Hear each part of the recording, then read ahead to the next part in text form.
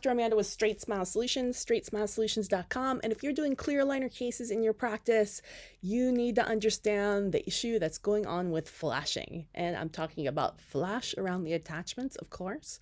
But let's talk about the top 3 reasons that you may have issues with your aligner or clear aligner case. Number 1, of course, is lack of proper case selection. If you've watched any of my educational videos or attended any of my aligner lectures, and all of this is free, by the way, you could just go into my YouTube channel and search by keyword. There's also an Invisalign playlist on my YouTube homepage, Straightsmile Solutions. And you can watch over 300 videos just on Invisalign. Full disclosure, everything that is on my channel is just my own opinion. I'm just a humble orthodontist who makes fun YouTube videos to help educate people just because I want to.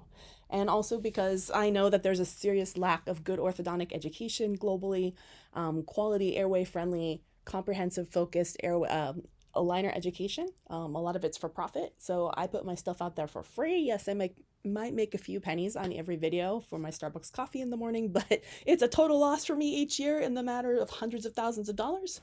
I make up for that. Occasionally people hire me to help them with their orthodontic cases, and that's how I make my money to be able to run this channel. So I appreciate all of you who do actually invest in me. But anyways, I will keep giving, as long as I can, my tricks and tips for free. So top 3 reasons your case, of course, if you listen to any of my videos, goes off track is number 1, case selection. You didn't pick the right case for the right system. If you want to know more about green, yellow, and red cases and how to pick the right case for the right system, you can go into my channel and search by keyword. Number 2, of course, is just an improper treatment plan. You just don't know how to use the software. You don't know how to drive the bus. You don't know how to create you're just accepting what the technicians gave you, which is always the biggest mistake. Of course, in my own humble clinical opinion, there are almost no orthodontists unless they've set up with like Invisalign preferred plan and they've totally custom tailored their preferred plan, which takes a lot of experience in order to go through that process. I've already started it, let me tell you.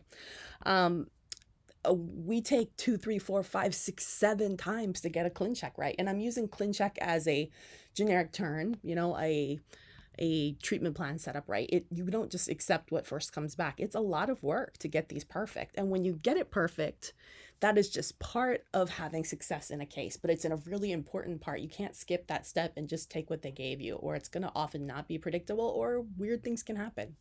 And lastly is the lack of accountability loop. This is a really easy fix. Orthodontists are really, really good at compliance is what we do. We know exactly when somebody's lying to us and when they're not. And too many general and pediatric dentists just accept it at face value. Yeah, I wear it 22 hours a day. Yeah, no, you didn't.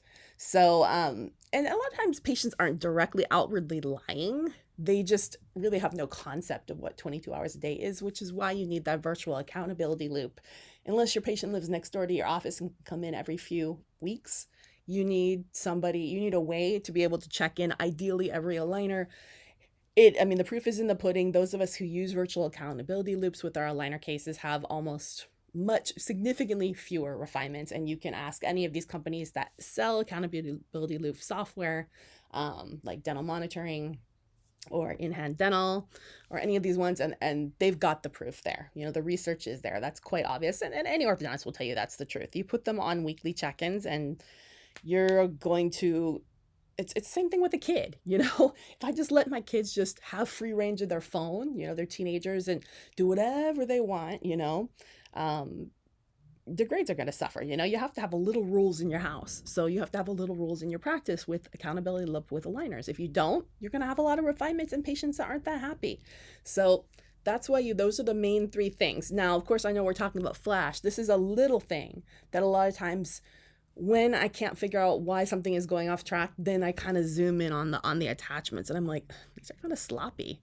If you have sloppy attachments and flash gooping out on the sides and you don't clean it off, well, things aren't going to track. So this is really, really important to learn to do it right. And if you're in one of those states where your team can do it, the doctor needs to check it at the end.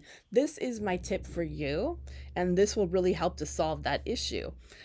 First of all, don't use flowable. I do have a flowable technique, but it's really technically challenging, and there's just learn to pack it. You can pack your trays the night before if you use one of those airtight smell type containers, and they sell these in any state that has cannabis dispensaries. You can also buy it from Amazon. You can preload your trays in a dark room, so that way it won't set, and throw it in one of these airtight smell tight black containers. And then the morning they're ready to go. You don't have to sit there and be rushed chairside loading it. It's going to save you. I mean, it takes time to be able to accurately load an aligner tray. So why be rushed? Do it the night before, get everything set up, count the attachments, and then when the patient comes in, you're going to go ahead and you're not going to just put the attachments on first. First thing you're going to do is you're going to try in tray number 1. Why? Without the attachments. Well, because if there was a manufacturing issue, or maybe if your scan was way too long ago, sometimes teeth can shift between that and delivery. So that way you can go ahead, try aligner 1 in without the attachments, and it should seat like a perfect custom wetsuit, like a perfect glove. There shouldn't be any tracking issues. It should just drop right in. If you do that, then okay, there's no manufacturing issues. There was no issues with the scan, no shifting or anything between scan and delivery.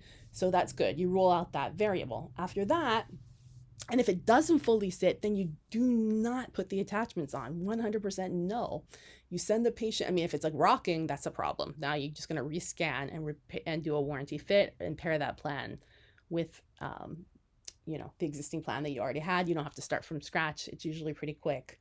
You can also contact the aligner company that you're working with to help you out with repairing it, so you don't have to start from scratch de novo. But if it's just a tiny little itty bitty, tracking issue, have the patient wear it for a week or two, without attachments. See if you can get it to drop down with chewies. Patient comes back in a week or two, it's all dropped down with chewies. Great, we can go ahead and put the attachments on. Then we're going to repeat. We're going to put aligner 1 back in again after the attachments are on. I'm going to make sure nothing broke off, and it should fit exactly like it did before you had the attachments on. Again, repeat. If there's air bubbles or anything like that, I would double check and go through it with a fine-tooth comb and make sure there's no smushy flash or anything like that, and make sure everything's all cleaned off. You can even use a black light. That's what I recommend. You can buy these from Amazon, but they're not used for cannabis dispensary stuff. And be careful when you search for black light online, because you're going to see stuff you don't want to see. But in any case, you can get a $12 to $15 black light from Amazon. It's like a purple light that they use in clubs and stuff. And if you shine it on the patient in a darker room, you can see the flash. So that's a really kind of a nifty tool that you can use to clean flash off, as well as that $15 black light. Clean off the flash, and if it's still not fully seating at the time they leave the office, if you do listen to my other videos, I do 7 days, but it really depends on if you intentionally stage the case right. But we'll say the 7 to 10 days does not start until it fully seats. So I always want to see the patient back in the office again before I give the rest of the trays, because this is a really easy way to avoid getting off track with your aligners. So again, avoid the flash, stop flashing your patients. It's sloppy. It shows lack of confidence. Patients notice when they look at the things in the mirror and they know you rushed. You're going to have fit issues. You could potentially have tracking issues, posterior open bite issues. The case might end up taking way longer. Anytime you develop a POB, it's now double, triple the trays in order to get it fixed. And if you're trying to do an express, light, or moderate case, you might literally have just added $1,000 in lab fees just because you were sloppy. So, of course, that's a no-no to me as well. You guys all know about that. Be careful with those. But hopefully this was helpful, and you will be a little more conscientious about how you deliver your cases. Thanks.